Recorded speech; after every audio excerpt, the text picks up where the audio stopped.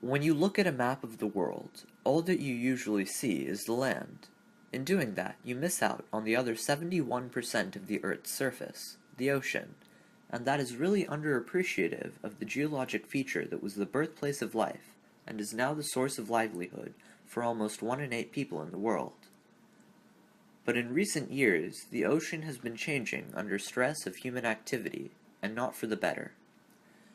This video is meant to bring light to ongoing problems in the ocean and some things we may be able to do about them.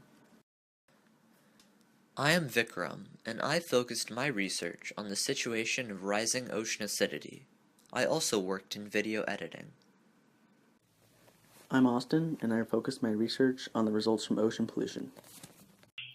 My name is Abhinav, and I've long been interested in climate change. I'm going to explore temperature and sea level rise, as well as solutions to climate change. Most people don't realize the amount of toxic items and chemicals that they use and thoughtlessly dispose of every day, and a large amount of that discarded waste ends up in the ocean. This means that the waste we dispose of is ending up in the fish that we eat. Now, many things can result from this. When fish that are prey to other species become infected by bioaccumulation, the entire food web begins to be affected because the toxin biomagnifies. On top of that, a pollutant that isn't biodegradable can remain in an ecosystem for decades. If the toxins were to push a species into endangerment or even extinction, then the predators that ate them would either drop in numbers as well or begin to overhunt other species, leading them to drop in population. And the entire ecosystem would spiral into a downfall. But not only would the ecosystems suffer, but the fishing industry would also be harshly affected. So, to reiterate, our disposed waste has a major impact on the marine life, the species that feed off the marine life, and also the fishing industry. Over the years, our burning of fossil fuels and other human activities has caused the release of an enormous amount of heat-trapping gases into the atmosphere. But it not only affects the Earth's atmosphere, but affects the Earth's oceans as well. About a quarter of carbon dioxide emitted by humans ends up in the oceans and has many direct consequences. The two consequences are temperature rise and sea level rise. The emission of greenhouse gases has caused Earth's surface temperature to rise, and the oceans have also absorbed 80% of the Earth's additional heat.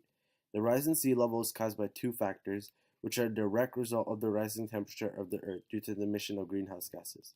The two factors are thermal expansion, the ocean expands as the temperature gets warmer, and the melting of ice caps and glaciers, which are due to higher temperatures on Earth.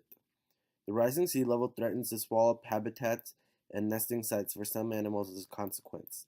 In the USA, for example, the animals that are at risk due to the rising sea level are the key deer, which are endangered due to their island being flooded, and a loggerhead sea turtle, which have had their island where they lay their eggs disappear. The rising sea level is affecting us as well, as it affects our drinking water. As the sea level rises, it will get into freshwater underground resources which coastal regions rely on for their drinking needs. The salt water is unsafe to drink.